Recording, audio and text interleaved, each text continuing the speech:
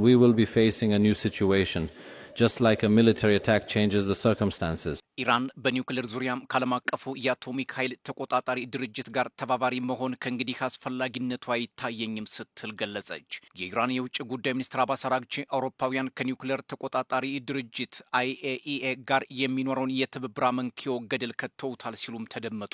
The Iranian government says the agreement with the United Nations Nuclear Agency. ምዕራባውያን በተለይም ሶስቱ ሀገራት ፈረንሳይ፣ ጀርመንና እንግሊዝ ቴህራን ላይ ዳግም ማዕቀብ እንዲጣል ማድረጋቸው መተማመን እንዳይኖር አድርጓል ሲሉ አራግቺ ሶስቱን ሀገራትና ተባባሪዎቻቸውን ወቅሰዋል። አሁን ላይ ዓለም አቀፉ የኒውክሌር ተቋም ጋር አብረን ለመስራት የሚያስችል ሁኔታ እየተመናመነ ነው ያሉት አባስ አራግቺ ከዚህ በኋላም የካይሮ ስምምነት ጥቅም የለውም ሲሉ ለውጭ ሀገራት ዲፕሎማቶች አሳውቀዋል። ኢራንና የዓለም አቀፉ የአቶሚክ ኃይል ተቆጣጣሪ ድርጅት በያዝነው መስከረም ስምምነት ላይ መድረሳቸው አይዘነጋም። እስራኤልና አሜሪካ በኢራን የኒውክሌር ጣቢያዎች ላይ ጥቃት ማድረሳቸውን ተከትሎ ቴህራን ከተቋሙ ጋር የነበራትን ግንኙነት በማቋረጧ የመንግስታቱ ድርጅት ዳግም ለፍተሻና ግምገማ እድሉን ለማግኘት ብዙ ጥረት አድርጎ ስምምነት ላይ መድረሳቸውም የሚዘነጋ አይደለም። በተለይ ጀርመን፣ ፈረንሳይና ብሪታንያ በኢራን ላይ ዳግም ማዕቀብ እንዲጣል ጫና መፍጠራቸው ለአያቶላዎቹ የሚስማማ ሆኖም አልተገኘም። ሁሉም በፈረንጆቹ 2015 የኒውክሌር ስምምነት ፈራሚ ሀገራት የመንግስታቱ ድርጅት በኢራን ላይ ዳግም ማዕቀብ እንዲጥል ነገሮችን አመቻችተዋል በሚል ኢራን ትተቻለች። ዓለም አቀፍ የኒውክሌር ስምምነትን ጥሳለች በሚል ምዕራቡ ዓለም ጫና መፍጠሩ ቴህራንን ተባባሪ እንዳትሆን እንዳደረጋትም ተዘግቧል።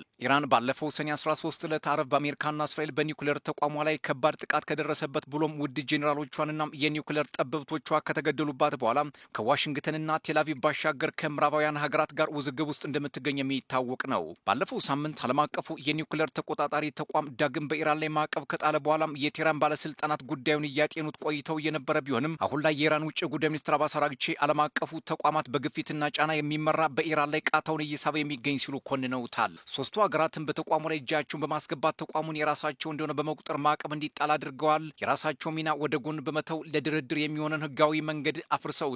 ከሶስቱ የአውሮፓ ሀገራት ጋር ለወደፊት የሚኖረን የኒውክሌር ውይይት አናሳ ነው ሲሉ ተደምጠዋል። አባስ አራግቺ The three European countries have definitely reduced their own role, and they have almost completely and utterly eliminated any possible justification for any meaningful negotiations with themselves. ቴህራን የኒውክሌር ተቆጣጣሪ ድርጅቱ በሁለት ማሊያ የሚጫወትና አሜሪካና እስራኤል በቴህራን የኒውክሌር ማብለያ ተቋማት ላይ ያደረሱትን ጥቃት አላወገዘም ስትልም ትወቅሳለች። በአሜሪካ የሚመሩት አውሮፓውያንና እስራኤል ኢራን ጅምላ ጨራሽ የኒውክሌር መሳሪያ እያመረተች ነው በሚል ተደጋጋሚ ክስ ማቅረባቸው የሚታወቅ ሲሆን ቴህራን ግን ይህን ክስ የጠላት ወሬ ነው ስትል ታስተባብላለች። ኢራን ኒውክሌርን ባለም አቀፉ የኒውክሌር ስምምነት መሰረት ለሰላም እንደምታበለጽግ በተደጋጋሚ ብትናገርም ከአውሮፓ አሜሪካና እስራኤል ግን አመኔታን ማግኘት አልቻለችም። በሌላ መረጃ ደግሞ ዋሽንግተን ኢራን የኒውክሌርና ዩራኒየም ማብላላት ፕሮግራሟን የምትቀጥል ከሆነ እርምጃ ከመውሰድ እንደማትመለስ መናገሯ በቴህራንና ዋሽንግተን መካከል ውጥረቱ ተካሮ እንደሚቀጥል አመላካች ነው ይላሉ። አሜሪካም መብረቃዊ ጥቃት እንደምትወስድ ከወዲሁ እያስጠነቀቀች ነው። ኢራን ግን በየትኛው መልኩ ቴህራንን ማንበርከክ ከቶ እንደማይቻል ገልጻ ዘመናዊ የተባለ ሳተላይት ወደ ህዋ ማምጠቋን የተሰማው ቴህራን ምንም እንኳ ከዓለም አቀፉ የኒውክሌር ጦር መሳሪያን አለማስፋፋት ስምምነት ብትወጣም ከኒውክሌር ተቆጣጣሪ ተቋም ጋር ግን ለመነጋገር ካጤነች በኋላ መልስ እንደምትሰጥም ተናግራለች።